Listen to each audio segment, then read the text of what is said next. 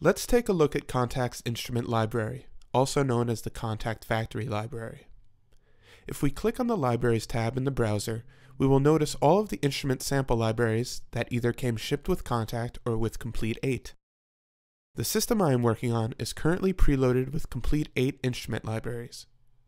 All of these libraries work similarly to Kontakt's Factory Library. Let us now click on the Instruments tab in the Factory Library. We can see all of Kontakt's instrument category folders.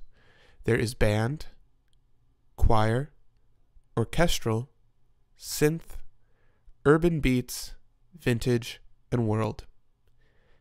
If you double-click on one of these folders, then you open up a list of subfolders.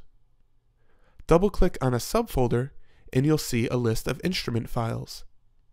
All instrument files have a little keyboard icon next to them, as well as the file extension .nki.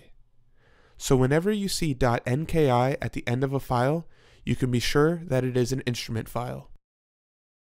To load an instrument into the multi-rack, all we have to do is double-click it, or drag and drop it into the multi-rack, and the instrument with all its samples is loaded and playable. And we can click X to delete it.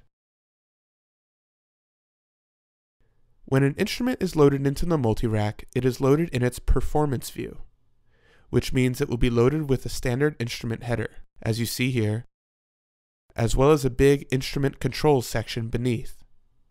Performance view can be cumbersome at times, but we always have the option of minimizing it by either clicking the Kontakt icon at the left of the instrument header or the PV button at the right of the instrument header.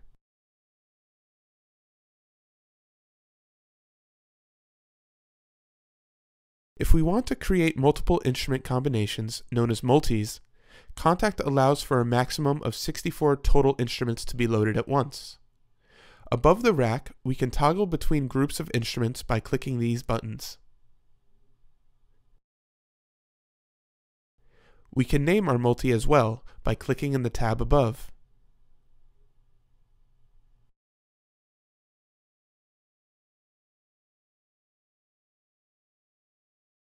We can then click the Files tab in the toolbar above and click Save Multi As and choose a file name and location. Notice how multis have the file extension .nkm. Let's cancel this and click File, Reset Multi. We're asked if we really want to do this and we click OK. That was an overview of the multi-rack. In the next lessons, we will be configuring our audio and MIDI setup.